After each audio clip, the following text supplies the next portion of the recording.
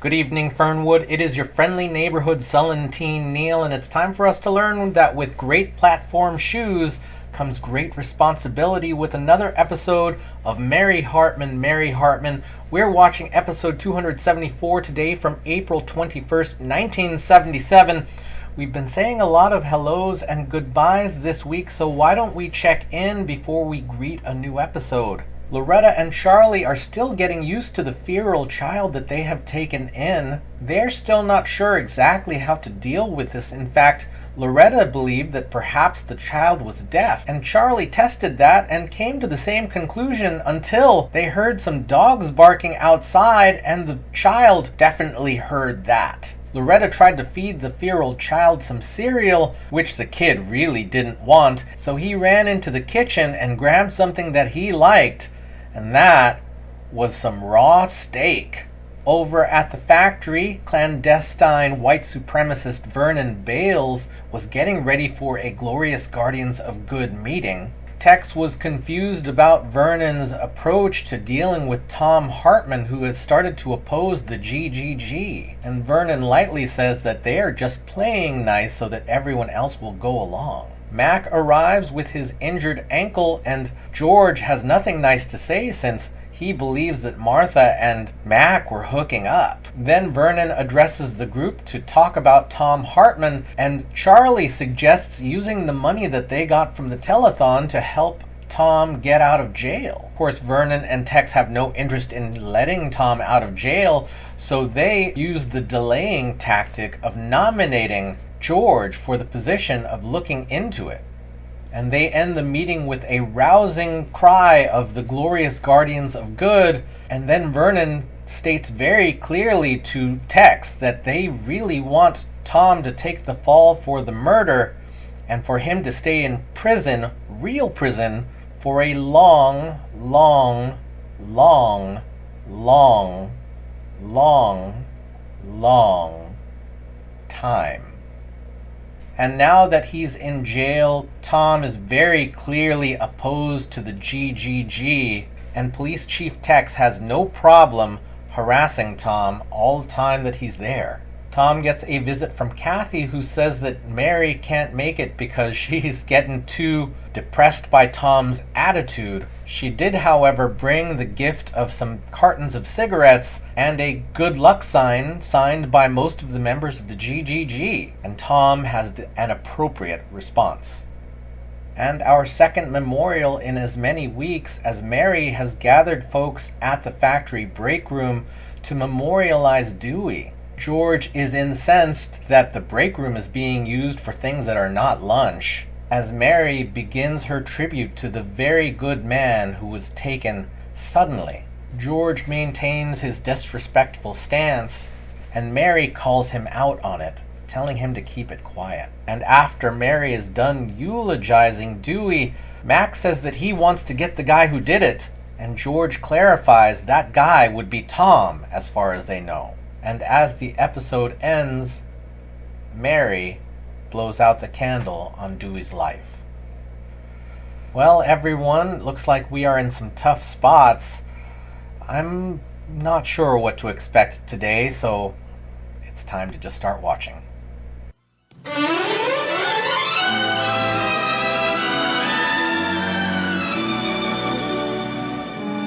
Mary Hartman! Mary Hartman!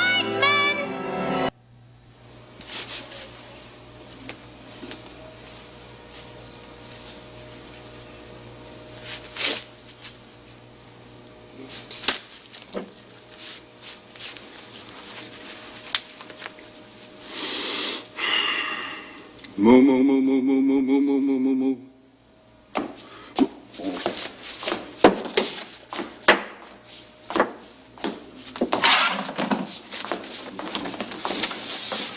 Oh! Grandpa, I wish you wouldn't sneak up on me like that. Oh, how do you want me to sneak up on you? Very funny. When you get old, you get away with humor like that. And nobody expects much from kids and old folks. I guess that's how you and I get by, Sonny. Oh, you think I'm childish, do you? Huh? Well, let me tell you something. This happens to be a secret uniform of a secret organization of which I am a secret member. And I was just trying on a secret decoration for a secret office that I've just been appointed to. So take that. If you're the best they can find for the office, no wonder they're keeping it secret. Where are the prunes? I can't find anything in this house anymore since Martha moved out. Why don't you call her and ask her to come home? Oh, I can't do that. It's a matter of pride. What's more important, your pride or my regularity? And don't tell me you don't want her to come back. Of course I do. Well, then why didn't you think of that before you drove her out with your bullying? No, what was I looking for? Prune. Oh, yeah, prune. Listen, I wasn't bullying her. I just didn't want her to steal anymore. I was doing it for her own good. If you were doing it for her own good, you never would have married her. Listen. I want her to come back. I pleaded with her. I begged her, but she won't listen to me anymore. Hey, Gramp, do me just one favor, huh? Call her. Oh, no. I'm not going to get in the middle of a husband and wife problem. Why not? You've been living and eating in the middle of a husband and wife problem for years. No sales, George. Oh, here are the prunes. Oh, listen, don't you at least miss Martha's cooking? Not as much as you do. You eat more than I do because you don't have any problem dentures. Problem dentures. May you bite down on a prune pit. Daddy. Hello, my little mistake. Listen, is my big mistake Martha with you? But listen, she made a big batch of hot dogs and sauerkraut, and there was a lot left over, so I brought you some. Oh, that Martha. Oh, she is some cook, among other things. Listen, Kathy, tell me the truth. Does she miss me a little bit? Well, no, she didn't say anything in those exact words. But she's really miserable deep down inside, huh? Well, actually, she seems happy. A happy thief? Oh, she's not stealing anymore. Really? Oh, yeah, no, you see, it's just like Mary said. You see, she just had this emotional problem because of an unsatisfying environment. Oh, boy, that makes me real happy. Sad but true, Daddy. I'll get it. Hello? Who's calling, please? Oh, hold on 1 minute. Daddy, it's Daisy Crofton. Returning your phone call.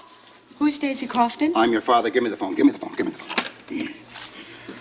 Hello, Flower. How are you? Who? This is George Shumway. George Shumway, old smoothie. Yeah, I know. It's been a long time. How long has it been? 25 years? Really? What? Yeah, I have grown bald like you said I would. Yeah, I'm a little chubby in the waist. No, my nose isn't growing bigger. Listen, Daisy. I've got something you're going to love to hear. What was that all about? Well, that? Oh, it's just another MASH call. You know this town. They hear a guy is loose, carefree, available. I'll tell you something, Kathy. They never forget. Look, Daddy, I know you got a problem with Mother, but calling up women from the past is not going to help any. Listen, Kathy, Martha is a woman of my past at the moment. Look, Daddy, I really wish you and Ma could get it back together again. Listen, Kathy, you said she was talking about me, huh? Well, What did she say? What did she say? What did she say? Look, she said, these are her words that I can remember. She said that you were selfish, pig-headed, bozo. But look, Daddy, those were only words. Pay no attention to them. Look, I know that you want Ma back, and I want you to want Ma back, because it's driving me crazy, her living in that one-bedroom apartment with me. She's ruining my whole life. I mean, she sees Mack more than I do. Mack? Listen, Kathy, now you give it to me straight. You don't think there's any funny going on there, do you? Oh, Daddy, between Mack and Ma, don't be silly. I mean, that's ridiculous. It is ridiculous, isn't it? Oh.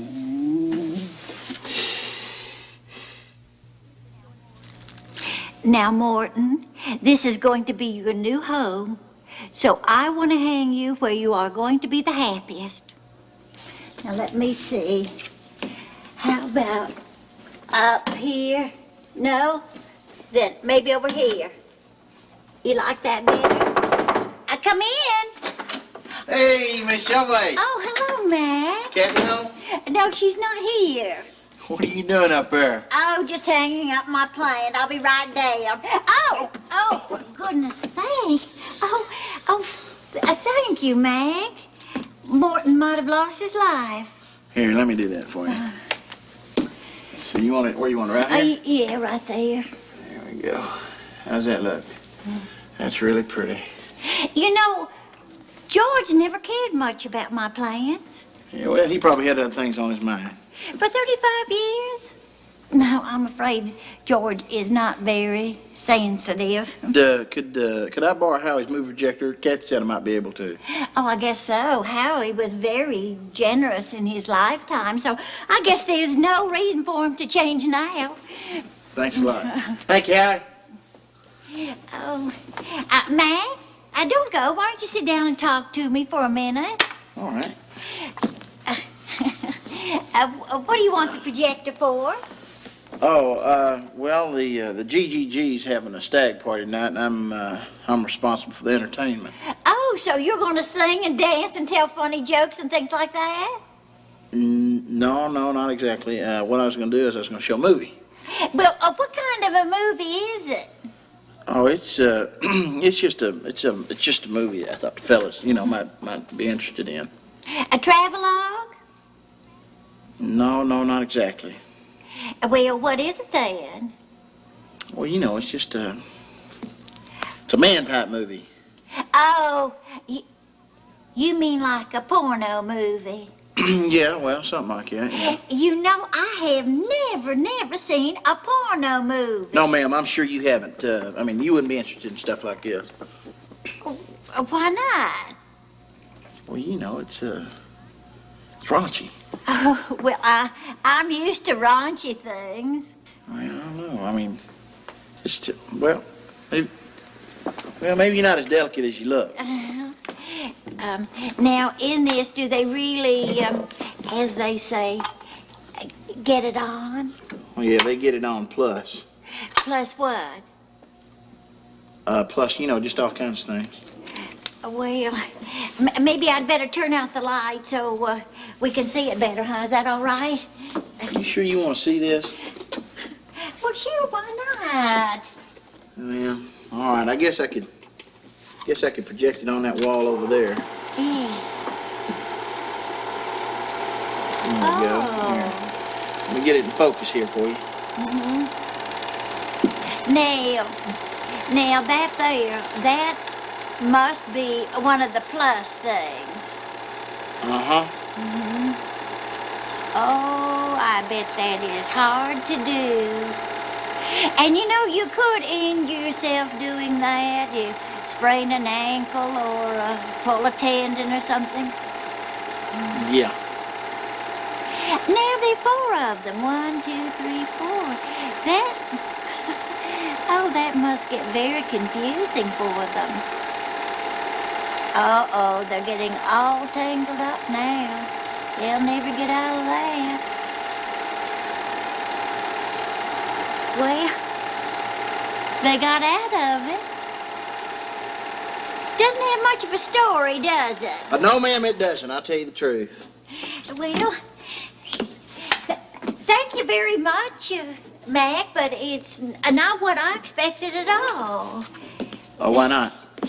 Well, it was sort of boring, doing all those things without any real love. And I think you have to have real love. Well, I couldn't even cook that way. I knew you wouldn't like it. Well, it was interesting, but sort of boring. So it must be very fascinating for you, traveling all over, having all those experiences. Yeah, I've had a lot of them. You know, George never has those interesting experiences that he could tell me about. Of course, we're all together, so if anything happens, I'm already there, to see it. So there would be no point in telling me. Yeah, well, I'll tell you something. I wish I had that kind of togetherness sometimes, I mean, where you shared something with one person, didn't have to tell about it, but, well, I guess for that you need an old-fashioned girl. Do you really like that type, Mac? Yeah, I sure do. I mean, a girl that you just put up on a pedestal and respect, that you could just have an honest conversation with, but, man, them kind of one in a million. Would you say that again, Mac? Oh, I'm sorry, could you hear me?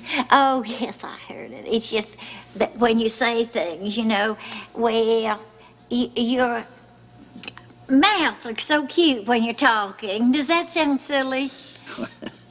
Yeah, well, I suppose it does, but, I'll keep on talking because I didn't know that, that my mouth looked cute when it was talking.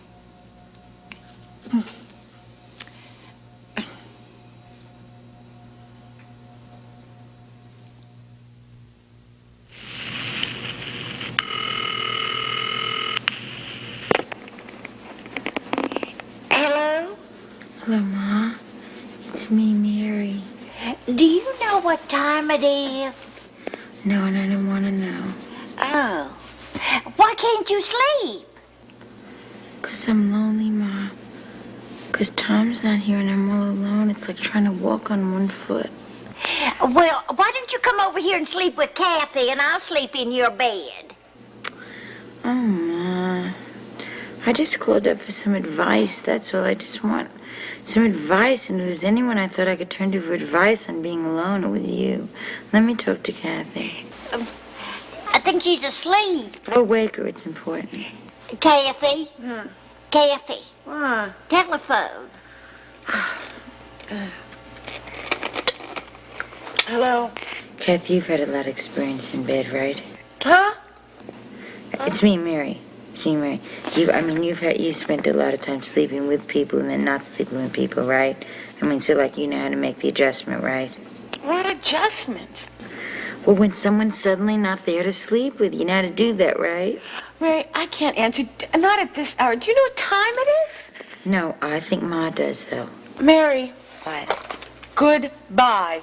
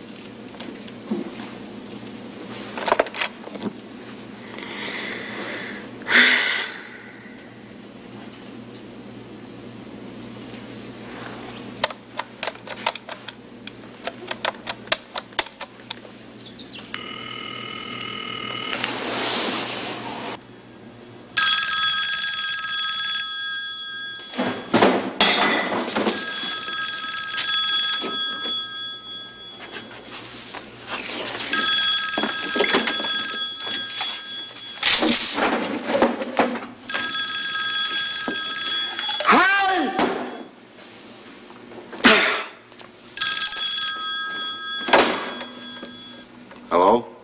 Hello, Pa. Yeah? Hi, it's me, Mary. Oh, for God's sakes, honey. What? I was fast asleep. You know what time it is? No, but Ma does. What's going on, Mary? Pa, I need your advice. Yeah? Yeah.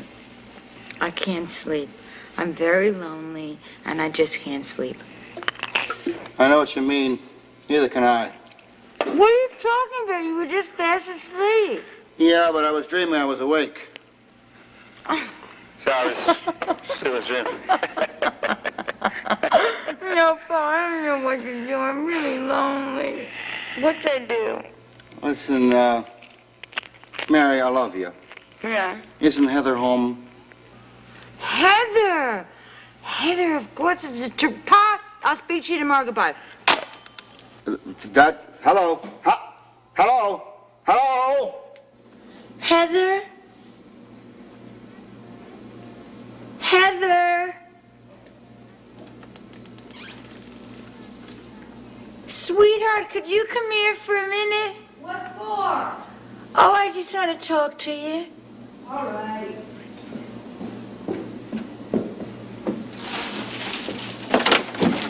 What? Hi.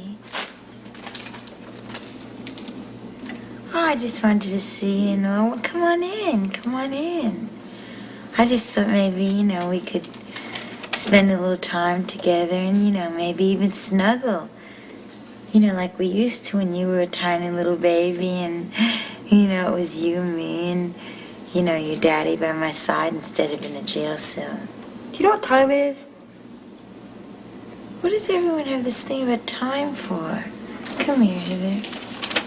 Come here. Let me have a... Oh, never mind, I'm sorry.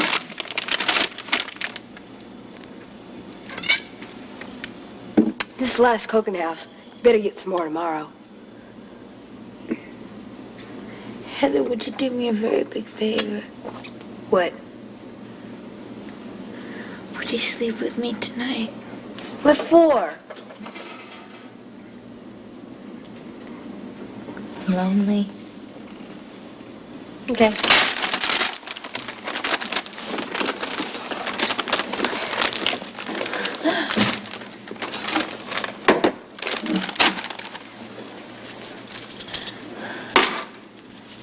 Thank you, sweetheart. Okay.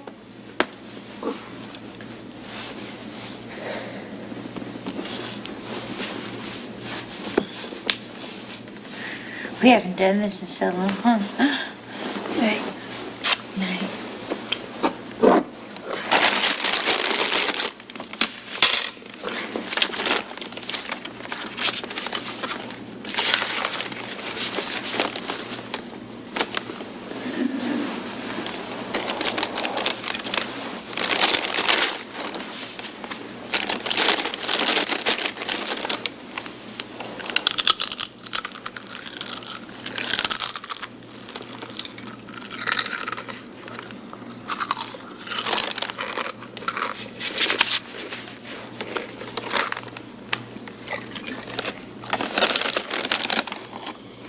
Heather.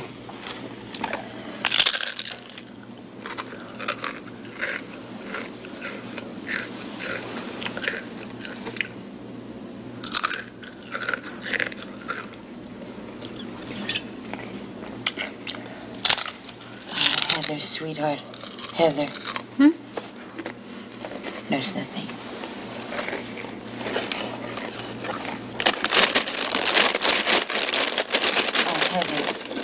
Heather, sweetie. I know, how much my loneliness affects you, and I just have a funny feeling that my loneliness will become so much a part of you that it will really make you so unhappy that it will totally ruin your night's sleep. So I think that maybe you should go back to your room and get a good night's sleep there. What do you think? Okay. Okay.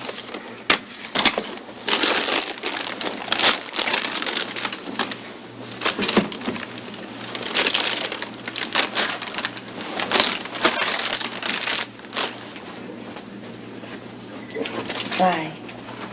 Bye.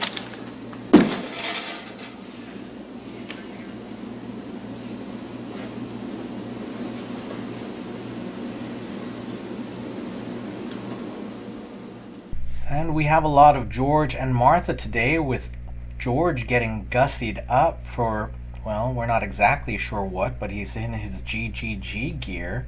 Grandpa comes in and is looking for prunes rather than peanut butter, which was his old thing. And both George and Raymond are missing Martha being there. But Kathy shows up with a casserole of some kind. I didn't catch exactly what it was. I think there was sauerkraut involved.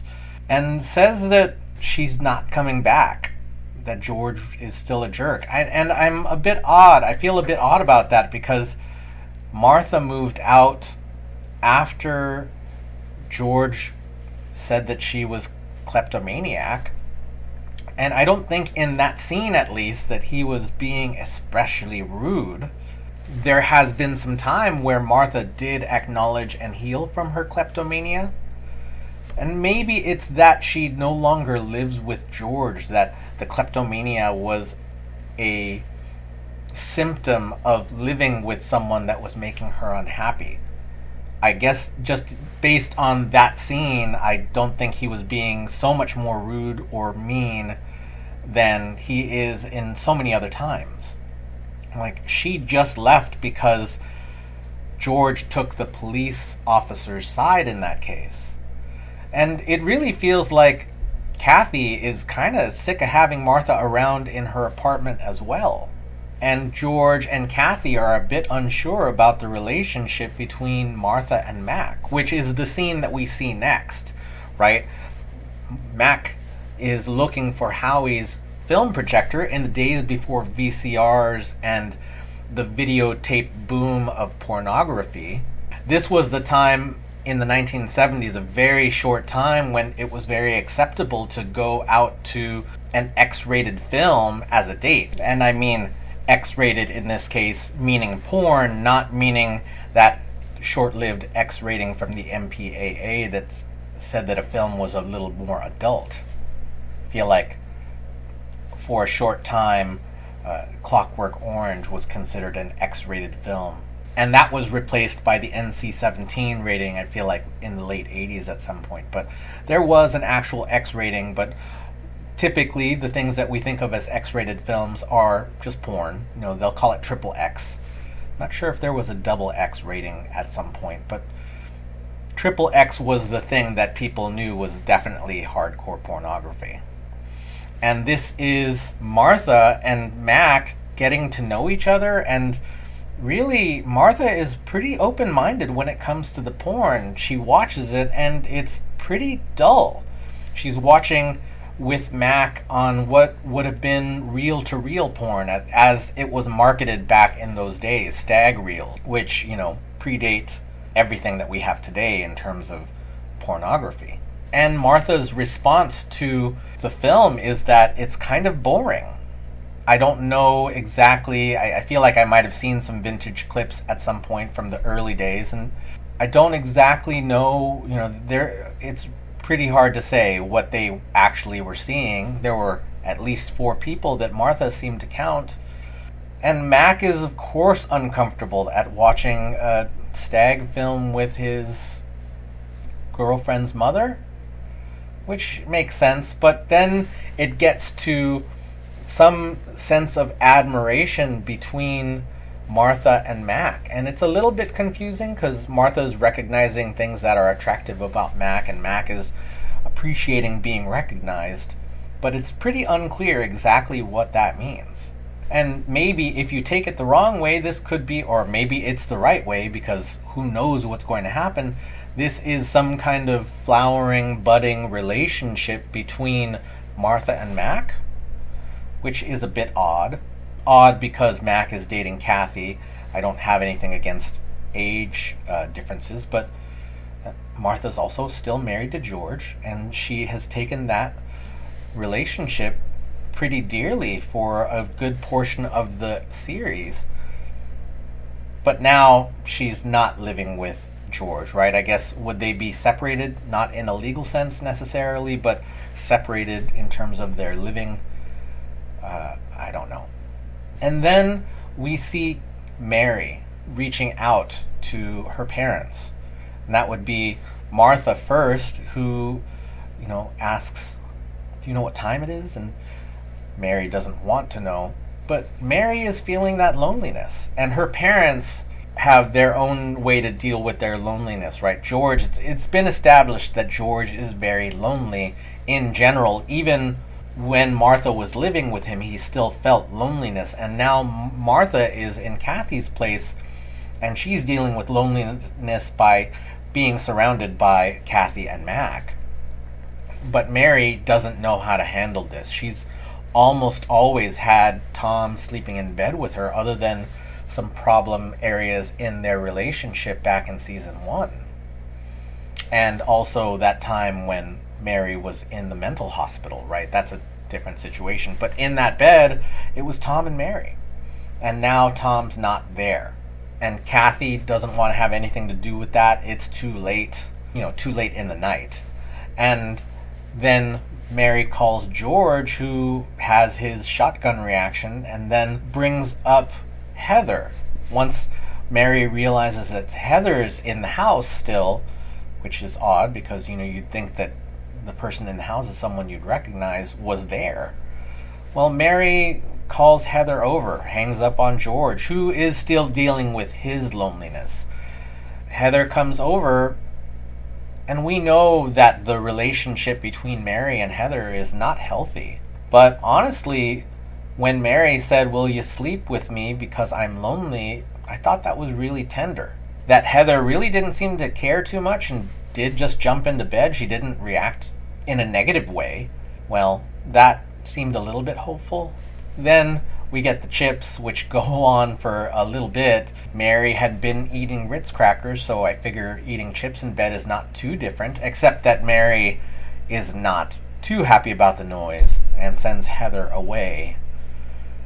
So this is us just living in this world this week. Today was the day of getting a feel for all of the things that aren't exactly story. They're just the feelings. They're the feelings of loneliness. They're the feelings of not knowing who's going to be next to you. They're the feelings of what's my life?